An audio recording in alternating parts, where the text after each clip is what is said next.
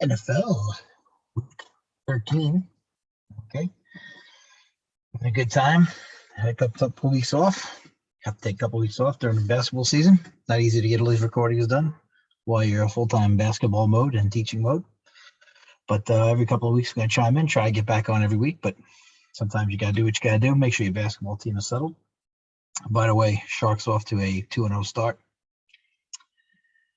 Pair of impressive wins. Sharks from 3-0 from last year, so that makes 5 in a row. In a place where they won 6 games in 4 years before I got there. So that's pretty good for us. Get that back over here. But a lot of good games this week coming up. A lot of big time. And I had said 3 weeks ago, if the Vikings could get to 5-6, they'd be in okay shape. Of course, when you're at 5-5, you'd like to be 6-5. And again, last week we blow a game to the Niners because we just don't take care of business. But that's the Minnesota Vikings football. Like I said, Mike Zimmer still struggling big time. Playoff picture becomes a little bit clearer as of now. And a lot of good games this week. So we'll get started with that after a very fun week of high school basketball here in Suffolk County, Long Island. Having a good time with that. Giants at the Dolphins. Believe it or not, as bad as the Giants have played, they're a game out, but then Daniel Jones is not healthy this week. Sounds like he will not play. They're versus the Dolphins. Dolphins are 6.5-point favorites. Dolphins have shown some life. I got to go with the fish here. I don't know enough about the Giants' backup quarterback. I don't want to lie to you about that because it is telling you like it is, and we don't bullshit around here. I'd like to take the fish. The fish haven't been too consistent either, though. But I think the fish at home giving away 6.5. I'll take that. Colts 6-6. Texans 2-9. Colts really need this game. Tough game last week. Kind of fell apart on them. They're favored by 10 at the Texans. You'd think that they'd be able to get this done, but in this wild and wacky NFL, but some crazy scores, you just don't know. We'll take the Colts, and we'll hope that they can get it done. And we'll see if the Colts, coach who's Boomer Esiason's friend, who we listen to every day here on WFAN. We'll root for him.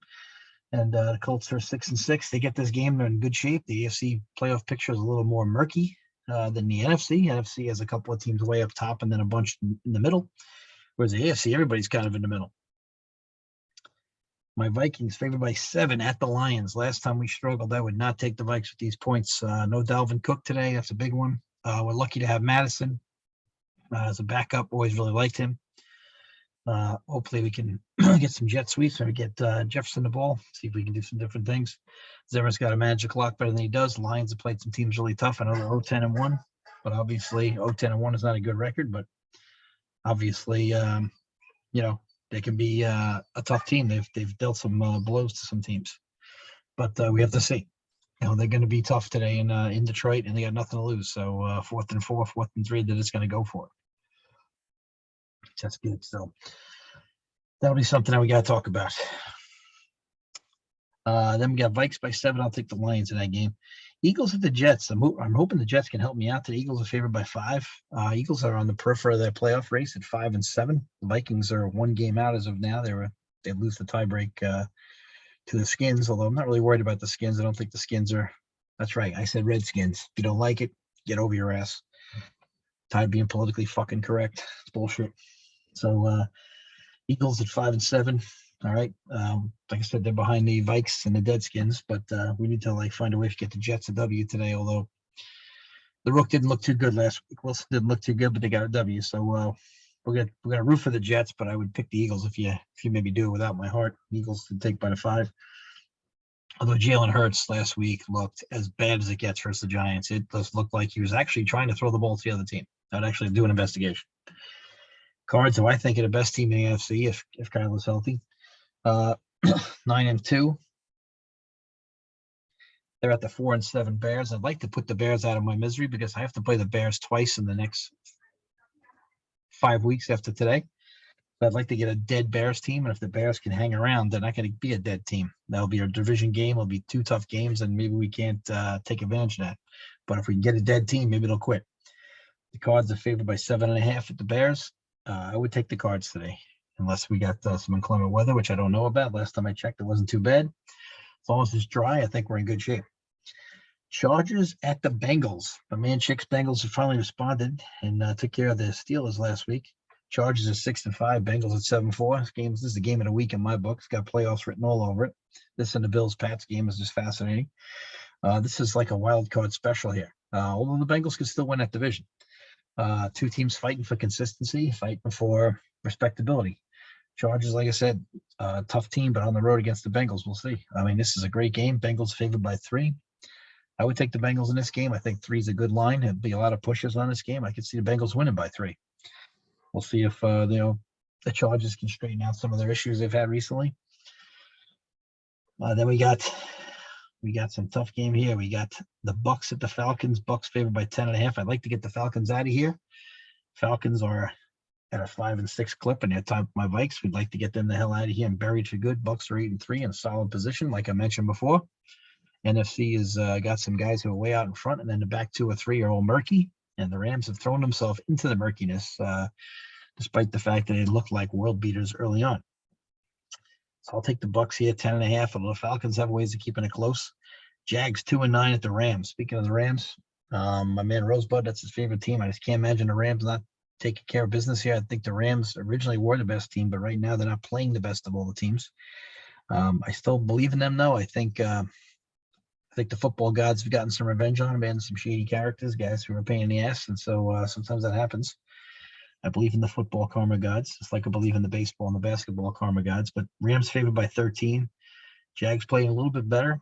I would take the Jags under, but the Rams, I think the Rams obviously win the game.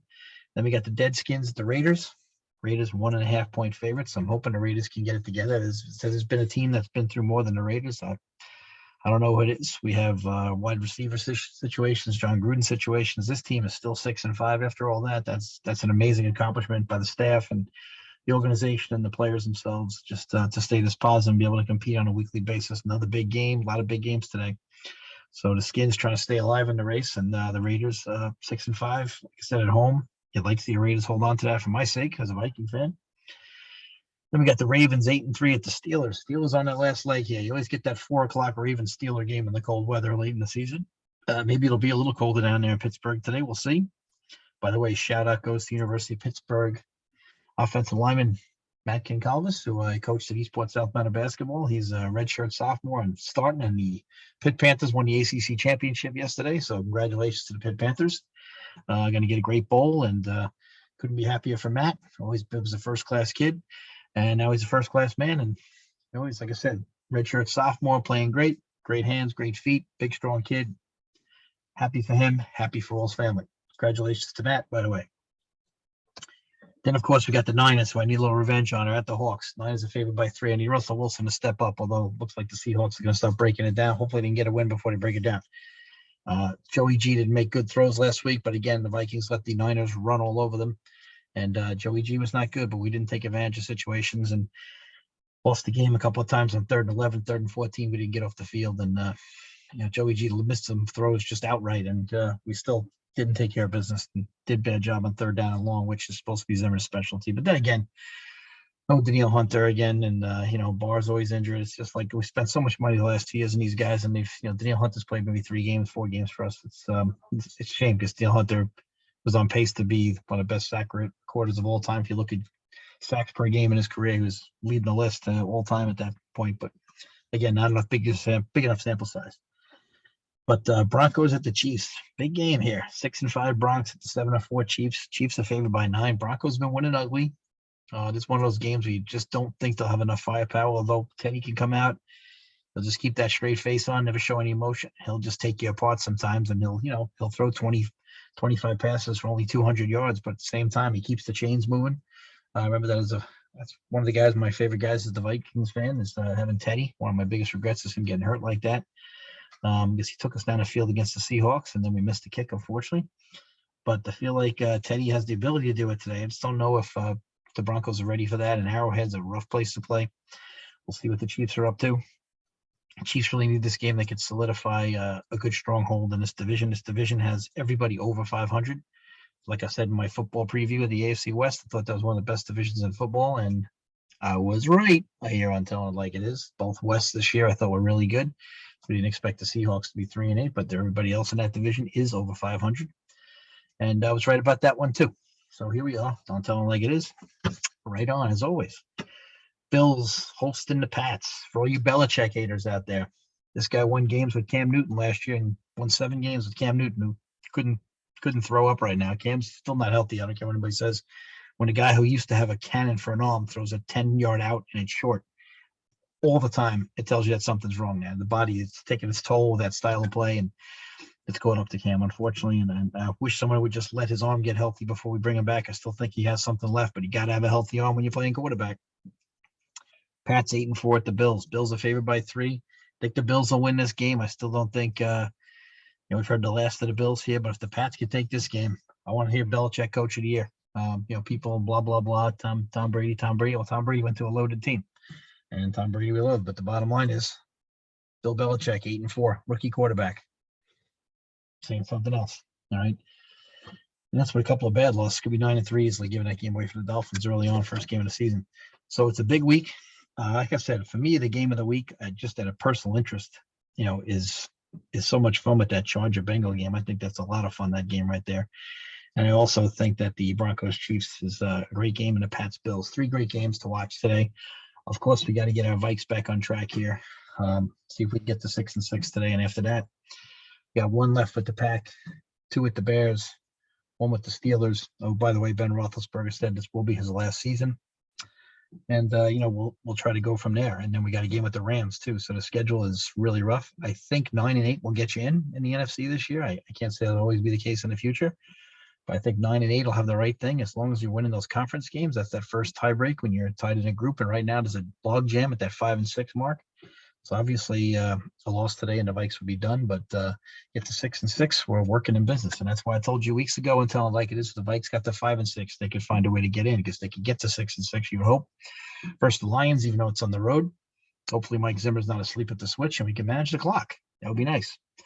But you never know. I'm telling you like it is. We just started trying to tell it like it is, and Mike Zimmer's been really bad at it. I've been bad clock guy. We letting up the most points right before the half. I was bitching about this the first game of the year when we did it with the freaking Bengals, and I'm bitching about it now because I'm right on. I know my team. This guy's been doing this for years. It went all the way back to Brad Childress. We're the worst at just understanding the clock before the half. It's 3rd and 5, and we're in our own 10. They only have 1 timeout left, and we'll throw a 2-yard pass, and it'll be incomplete. Why the fuck bother? Why not run the ball?